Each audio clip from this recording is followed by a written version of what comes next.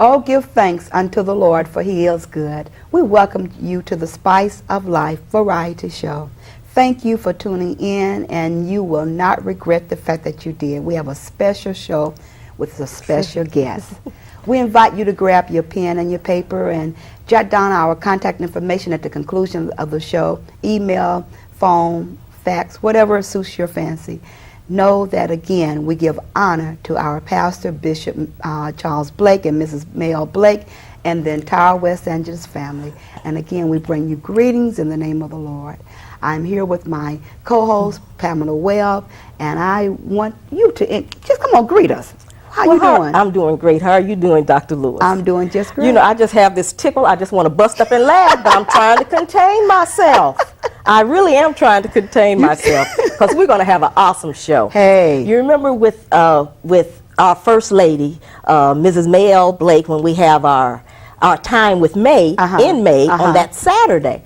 Well, we just had the opportunity to hear one of the guest speakers, and I think you had a perk in your eye, and I had a perk in my eye, and we were kind of like, this might work. God might be up to something. And something happened. So we won't keep our viewing audience. You better sit there, don't you move, because we're going to meet Mother Love. Mother Love in the flesh. Yes, in the house. Mother Love, welcome. Thank you so much, Dr. Lewis. It's my honor and pleasure to be among my distinguished sisters. Oh, look at you. You're looking good. Thank you. Hair, makeup, and wardrobe does wonders for you, don't it? Well, let me see. Wait a minute. And you're looking less. What's happening here? 99 pounds less. See, not 99. 99. I heard that's that. how we say You know, in 99. Hello. You don't just say it. In 99. Bishop said, oh, wait a minute. You done just got a little carried away. What is wrong with you? I have to recognize who you are. I'm like, 99 pounds. It's me. You know what? Let's do that roll-in of the book. Let's show them. Let's show your book because the before and the after show? You got it. Before. Now I'm even more fabulous. I was fabulous on the book cover, but now I'm even more fabulous. Hey, more on now. I'm more fabulous. Yes. Let me ask you this. Well, again, we say welcome because we love you so much. It is my honor and pleasure. I knew she was going to call. I knew it. These is big Jesus up in West A. I knew eventually they were like, we're going to call Mother Love. She could be dignified for about 2 minutes. We told you we're going to be laughing on this show. Let me ask you this. How did you obtain the name Mother Love? It's very befitting, but how did you? Thank you. Okay. I'm college educated. Yes, I am. Yes, she is. Get the duh look out. 'Cause they probably go, what? What school? What school? I went to a Big Ten college. All right. From Ohio State University Go on, girl. in Columbus, Ohio. Yes, I did. All right. And when I was in college, I went at a very turbulent time. It was during the race riots and the Kent State killings, and I just could not have all of that hatred in my room. Okay. And you know, when you're away at college and somebody or anybody can cook, Right. I could throw down. You were the one. What they don't understand, you know, garlic, black pepper, and bell pepper gonna bring everybody out. You know, in this spaghetti sauce. You got it. You make got me it. pour. Yeah. You got and, it. And you know, and I'm chopping it up from scratch, and and I would cook, and so everybody would come and say, you know, you like everybody's sister. You love everybody, and they would come into my room, and it's like the Rainbow Coalition. They black, white, Hispanic, and a panic. They big, tall, short, small, fat, thin. It don't matter to me. They got tattoos. They got mohawks. Everybody. Wow. And so this guy would tease me and call me Sister Love. And the day my son was born, I don't know if you you have children. Yeah. Yes. Okay, but when you get that helpless, perfect, pure, okay, God, no! And I went, oh, I'm not Sister. I'm Mother Love. I could work with Mother Love. Okay. And honestly, a character sprung full-blown from my head in these tough 1940s pillbox hat, gloves, the whole look. Yeah, you Mother Love. Now you got to have some credibility. Ain't no more of that skinning and grinning and shucking and jiving. Right. You got somebody that you have to be accountable to. And I went, Oh, no. Exactly. I can't do this. Keep your foot back. Take a back. Just can you give him somebody who can help him? You're not the one, huh? Child. I'm going to ruin the child. My son is 27. He won't leave now. Praise God. You know, praise God. He is a wonderful human being. I am looking for his wife. He's Take a resume. Yeah, take a resume. He got a good job, good benefits, and you'll get great in-laws. Hello, see? That's how I got the name of it. That is so great. And so it's followed you throughout the years. What happened, one of the many things that I've done is I used to do, well, I still do sometimes, I did stand-up comedy for many, many years. And Mother Love was, because she was so defined, the look, the sound, the attitude, everything.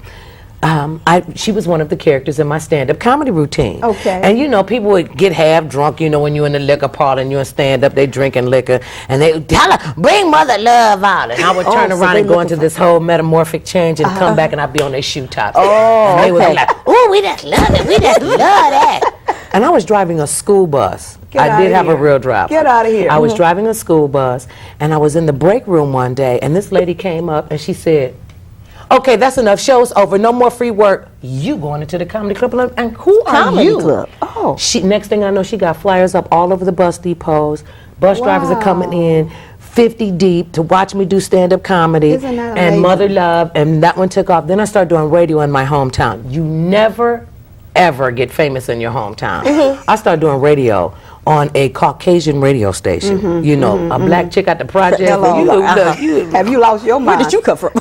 And they put me on the radio to do Dear Mother Love Letters, which are still on the radio back east. They're called Tell Mother Love Letters now. Wow. And I started doing that, and then one thing led to another, and I was on the radio in Cleveland, and they brought me out here to LA to shake up talk radio, and I've been here. So they brought you out. Yeah. Oh, yes, ma'am. I went over. I'm silly. I'm not stupid. I mean, come on, people.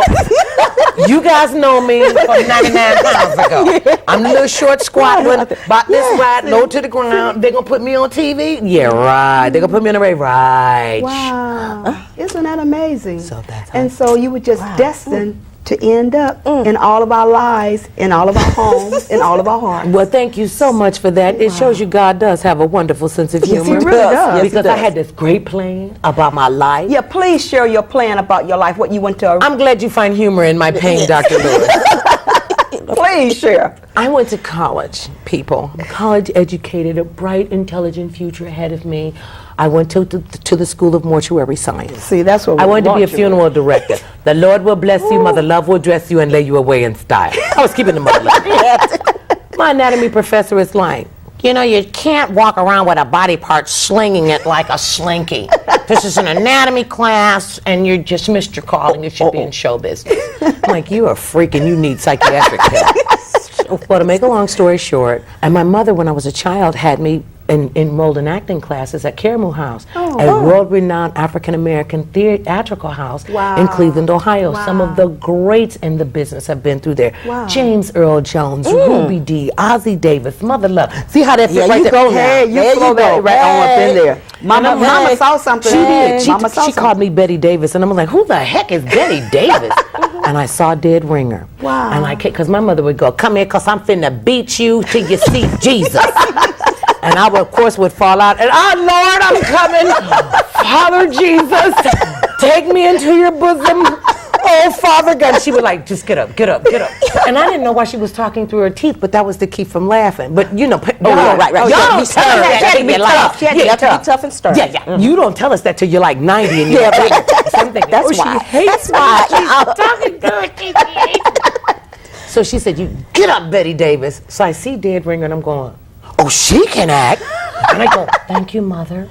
She like, for what, baby? I said, you said, I'm Betty Davis. She can act. She won an Academy Award. Exactly. So I was like, okay, that was not what I wanted to do. Wow. And she made me do that for 8 years.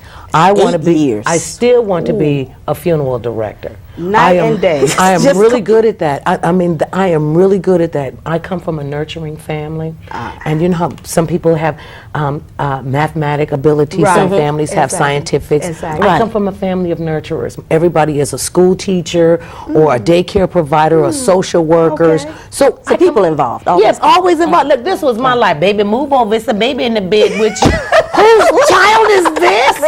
Well, you know, her mama homeless. And we can't leave the children out there. I'm like, we live in a projects, Mom. You gotta help those less fortunate. Who is poor and black people living in the project? My mama got 6 children. She a widow woman. Would not remarry. This is what I am, the unremarried widow of. Okay. I'm like, could you get a husband? Could you go find a man? Something. I said, no. No, you're my children, and God will protect us. And you don't need anybody in your life. You need Jesus. You gotta have a foundation. You know. And she taught us a song when we were little. It's me, oh Lord. Standing she said, not your mother, not your father, but you. You get your relationship with Christ. You have your foundation with the Lord. You have Him in your life, and you develop that relationship. It's not, you're not getting into heaven on my prayer. Right, that's right. Look, I'm doing good to get into heaven on my working on my own self. Now, baby, mother, love you, boo. But you got to work on Jesus for yourself. Look at Mama. And that has followed me for as silly as I am, my faith, my relationship with my friend who gave his life for me. I know what he does for me. I know what he continues to do for me. I know what he does for me every single day when he say, come on, get your happy self up, girl, we got things for you to do. People talking about, the Lord doesn't have a sense of humor. You shouldn't laugh and be happy. Why your face got to be all balled up? You know, how you going to be the child of a king with your face balled up? Like you the child of a peasant. Excuse me, king's children are like happy. They wear the flags, they live in the nicest places. You know, people could not understand that. And we were happy, and we were well cared for, and we were overfed. And she nurtured us, and she taught us, and it was imperative that you read the Bible. Wow. And then you couldn't just read it. Oh, because I can read it. Then you got to come back and explain. And my great-grandmother. Now, baby, explain to grandma what that means. Grandma, them some Jesus words. Jesus is kind of deep. I can't get to deep. Jesus raising people from the dead. There's a few I want to be dead. See, that's why you need Jesus. You're just a heathen. Let the blood be on her. You're gonna burn in hell. Then I was gonna burn in the microwave section. How much further down can you take us, sister? So your house was just full of comedy all around because you yourself created that comedy. I'm not the funny one. I'm the serious. Oh no, I am not the funniest one in my family. So there are more. Please don't say that. I am not. What I did. I'm one of the smarter ones. Yes, I am the cute one and the smartest. But I'm not the funniest one. My brother and my sister today could come to California and blow all of these comedians out the water. Out of the water. I can look at my brother and crack up. They are just really, really funny people. And we would sit up and see who could make my mother laugh the hardest. And if you could make her cry, you were in. And I would come down, and my brother and we would just give her faces, and she would just be on the floor. She's easily entertained. Wow. What do you fit in the line of your siblings? Oh, see, she always asks the deep question. I'm second in line. I have no status in my family. I'm not the oldest. I'm not the youngest. In between. I was always gonna be the one. That's my oldest daughter. They're my 2 sons. They're my 2 young. Oh yeah, that's her.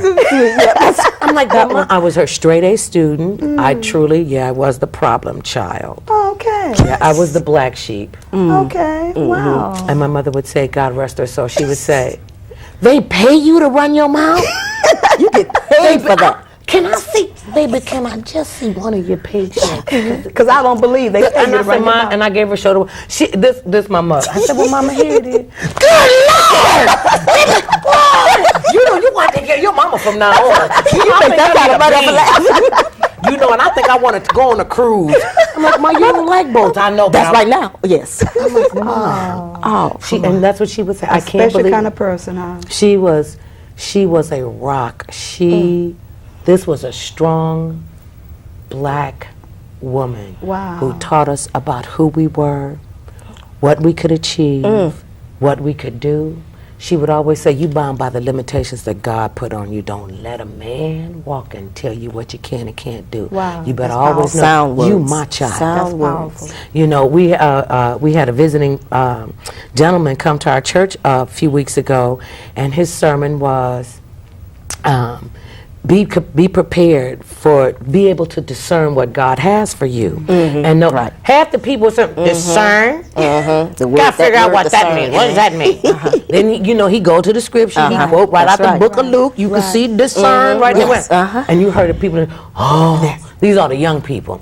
And so, you have to know what it is that you're about. You have to have a foundation before you can build anything. And you can't get no better foundation than Christ. Hello, and you started early on knowing that. Because Mama taught that.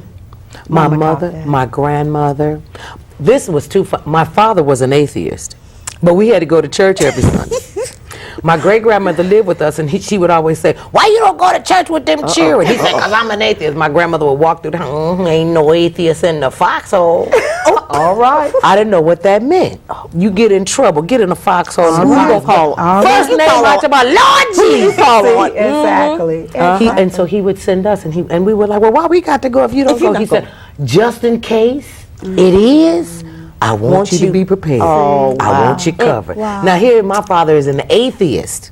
Well, he was perpetrating. Yeah, exactly. Yeah, exactly. You know, black atheist. Right. How long has Mom been gone? 12 years. Wow. Her body left 12 years ago. The spirit of my mother is alive Still and with well you. living in me, my husband, my son, my grandson, my nieces and nephews, my sisters and brothers, the people that she touched. My sister as well. They were just amazing women. You know what? Your family sounds like, what's that, soul food? Where Mom would... Now see, she'd have had to go there. Don't talk about story. Don't talk about the Sunday dinner. I still cook Sunday dinner. People still come to our house, call her, oh man, what your wife cooking? Do I look like Hannah the housefrau? But I am Hannah the housefrau. Really? I am the housefrau. Sunday after church, we go to 8 o'clock service. 2 o'clock, you can come to my house and eat Sunday dinner as long as I'm in town. Go on, girl. I'm talking about eating. Wow. And I can cook a sugar-free diabetic meal, make you slap somebody. All right now. I can fix twigs, sprigs, sprouts, and leaves like you would not believe. Now, and this came from Mama or from great-grandma? The cooking skills came from, the family of nurturers. Okay. To learn to cook because I have diabetes. Okay. I'm a non-insulin, non-medication taking diabetic. That's what the weight loss for that. is. Yeah. Okay. So I had to relearn how to cook from a sugar-free, low-fat, healthier point of view, because they can still get in enjoy there. Girl, honey. And still enjoy the food. Woo, look, I make a sugar-free peach cobbler. They don't know. Oh, I'm sorry. No, I don't, honey. That was supposed to be your secret, right? I'm sorry. It's a secret ingredient. It is sugar-free. Even the dough. Get out of here. Oh yeah, you can make it without that. You can make it without sugar. You can make it with sugar substitutes. You just got to know the right stuff. Knowledge is a powerful thing. Wow. What are some of your hobbies? I mean, it sounds like, besides making people laugh, what do you enjoy doing? I'm very artsy craftsy. Really? I'm very creative. I make all our Christmas decorations for our house. I can make picture frames. I can quill. I'm a very good calligraphy writer. I hand letter all of my Christmas cards. And everybody else, no, I'm not hand lettering. Don't call me. Look, hand all messed up. I'm a pretty creative person. I was a camp counselor, and I work well with children. I love children. I didn't work with adults till I got in the show business. Okay. I've always worked with children. Okay. Hobbies are something you actually have time to do. My husband turned me on to traveling. I'm one of them. No, you can't. Don't move. Get on the plane. Can't fly. If God had a meant for us to fly, we'd have right wings. We all know that. Exactly. I'm like, he would say, and I'm like, I am to this day terrified of flying. Always been terrified of flying. We have flown all over the world. We just came back from China. Right. He said, "You're not gonna down no plane with me." So I'm like, "Come on." So he said, "Come on." And I feel so safe. show you. I'm gonna tell y'all this, and I won't tell the airline. But he went to take a rental car back, and it was time to get on the plane. So I boarded he said, go on and get on the plane. Boarded the plane. They shut the door. He wasn't on the plane. My goodness. I went ballistic. I'm like, this is before the terrorist attack. I'm like, okay, you gotta let me off the plane. You gotta let me off the plane. Let me off the plane. I take the bus. My husband ain't on the plane. And he was telling them on the other side of the closed door, you're going to have to open up the plane to let me on because my wife will not fly without me. Once the door is closed, we just never open up the plane. My husband said, oh no, you're going to have to open up the plane either to let me on or to let her off. Yeah, one way or the other. Yeah, it has to be done. Not leaving with her on one side. And I literally went ballistic. Next thing you heard the phone ring. He was on the phone with the captain because then, I have to use I'm Mother Love. And you got to, it was like, oh my God, it's Mother Love. Okay, open up the plane door. Well, by this time, I'm laying on the 40-feet position. He was like, didn't I tell you? And then he gets on there. He's like, hey, they left me on the plane. You left. He said, I told you were going to open up this door. When they opened up the door, the entire plane. Everyone. They were so happy. She's okay now. I'd have scared the little kids. I'd have snatched my hair off. I'm blowing my nose in the inside of my wig hat.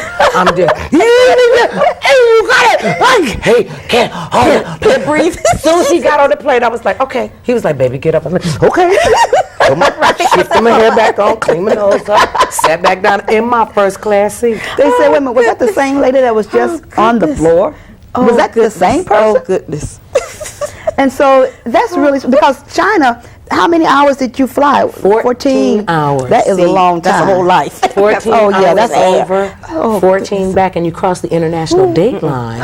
So we did Saturday twice, and then we came back and we did Sunday twice. And my little grandson, he's 2.5, we told him, we said, we just came back from China, and my niece was here, and it was her first trip to California, so we had to come and take her someplace, and we were going to the beach. So we take her to Venice Beach. This is like 2.5 months ago. My grandson still says, we went to China and we went to the beach. We ain't went nowhere. So we're taking him to Cleveland. I said, baby, you ready to go to Cleveland? I don't want to go to Cleveland. I want to go to China. Oh, he knows the difference. I'm like, what? Get out of here. He ain't never been to Cleveland. So he wants to go to China. He want to go to China because we brought him back toys and different things from China. He went to daycare and he said, my awa, because he calls me awa. Awa. My awa. That means that's an African term. We went to Africa. Okay. And they named me awa in Africa. Miss No Flying Yes, Cell. right. Look, remember Mr. T, how they used to have to drug him up to get... Same. Knock her in the head, drag her on the plane. I could wake up and she's already there. Where you at? Honey, where are we? We're in Africa. Different time zones. How do we get here? We flew. How long was I? Oh, about 8 hours. You all right now? Okay. Give us some smell of suffering. That's amazing. That is so amazing. All the time. All the time. Wow. And I know I saw your website, and it indicated how much you enjoyed that experience in China. It was absolutely amazing. The culture is so different, and they treated me like a rock star. They don't see a lot of African American women. Okay. They see a lot of African women and a lot of black women from other countries, but not from America. Okay. And they were so taken, they put me on TV in China. Oh, wow. He said, we're going to put you on a little TV station. Little TV. It's a little TV station. He said, yeah, it's only got 200 million viewers. I went, Only. 200 million. He said, we want to see how the audience receives you. Okay. So we're going to put you on a little 200 million. I said, only 200 million? You can't put a word like only.